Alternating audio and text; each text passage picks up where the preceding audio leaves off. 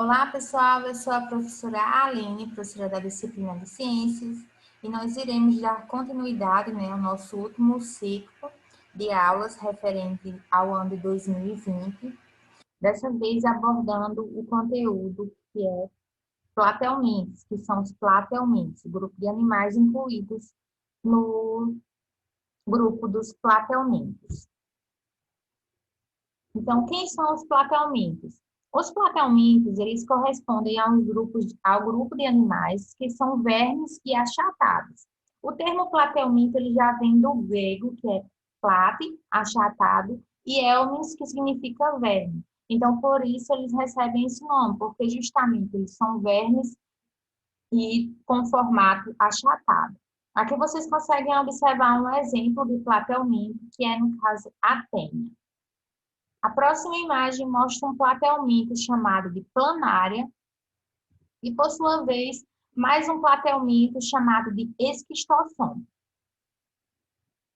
Os platelmintos, eles podem ser parasitas ou não. Então, quando eles são parasitas, quer dizer que eles vivem dentro de outro ser vivo, vivendo às custas daquele ser vivo para sobreviver. Porém, outros platelmintos já não são parasitas, isso significa que eles não causam doença. Então, nós temos alguns exemplos, como eu mostrei na imagem anterior, que são os platelmintos chamados de planários. As planárias, elas não são parasitas, isso significa que elas não vivem dentro de outro ser vivo e, assim, elas não provocam doenças. Já as tênias ou solitárias são parasitas que vivem em nós, seres humanos, no caso, que vivem no intestino, causando uma doença chamada de tenise e cisticercose. Outro platelminto que é parasita é um platelminto chamado de esquistossoma. Eles são parasitas também de seres humanos e eles vivem nas veias do fígado e em outros órgãos do abdômen, causando uma doença chamada de esquistossomose ou barriga d'água. Essas verminoses causadas por platelmintos, elas serão estudadas melhor em outras aulas. No caso dos platelmintos que não são parasitas, eles podem viver livremente no ambiente aquático, tanto na água do mar quanto na água doce, ou também em solos úmidos.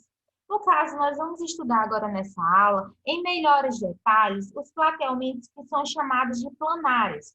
As planárias não são parasitas e vivem no ambiente aquático ou no solo úmido. A imagem mostra um exemplo de planária. As planárias, elas podem medir cerca de milímetros até 60 centímetros de comprimento. Na imagem, vocês conseguem observar uma planária na mão de uma pessoa e essa planária ela tem cerca de 1,5 centímetros de comprimento. Então, elas são seres vivos bem pequenos. Vamos entender como é o corpo das planárias. O corpo das planárias é formado por uma estrutura parecida com os olhos, que são chamadas de ocelos. Os ocelos, eles são responsáveis por perceber a luz. Então, eles não conseguem formar imagens como o olho humano, mas eles conseguem simplesmente perceber as iluminações do ambiente. Além disso, os platelmintos apresentam uma boca que ela está situada no ventre, na posição ventral do corpo do animal. Isso significa que essa boca ela está localizada na parte do animal que o apoia na superfície, certo? Então, a estrutura básica do corpo dos platelmintos é formada por esses par de ocelos, que são semelhantes a olhos, mas não formam imagens, por uma boca na região ventral, na superfície do corpo, e aí por dentro nós conseguimos observar outras estruturas. Mas externamente é isso que vocês observariam numa planária, no corpo de uma planária. Além disso, para se locomover, as planárias elas têm uma pele revestida por pequenos cílios. Então, aqui vocês conseguem observar que se eu tirar um pedaço da pele desse animal, e aumentar de tamanho, seria possível ver pequenos cílios que vão se movimentar, baterem, permitindo então a locomoção, ou seja, o movimento desse animal. Então, dessa forma, as planárias elas conseguem se locomover pelo batimento dos cílios que ficam na sua pele. As planárias, elas conseguem se alimentar enrolando-se a presa que servirá de alimento, prendendo-a e esticando a faringe para ingeri-la. Então, as planárias, elas se alimentam de pequenos animais, moluscos ou outros vermes e restos de animais mortos que estejam lá. Então, para se alimentar desses pequenos animais, ela utilizará então a faringe para ingerir esse animal, prender ele e fazer a ingestão desse animal, como está sendo mostrado aqui na imagem. Então, observe que ela vai começar a se enrolar, envolver esse animal, até que ela consiga fazer a ingestão pela faringe desse animal, desse pequeno animal, o resto de animal que está lá no ambiente. As planárias, elas se reproduzem como os outros seres vivos. Essa reprodução, ela pode ser de dois tipos. O primeiro tipo é chamado de reprodução sexuada. No caso, as planárias, elas são seres vivos hermafroditas. Isso significa que cada planária possui tanto os órgãos masculinos quanto os órgãos femininos.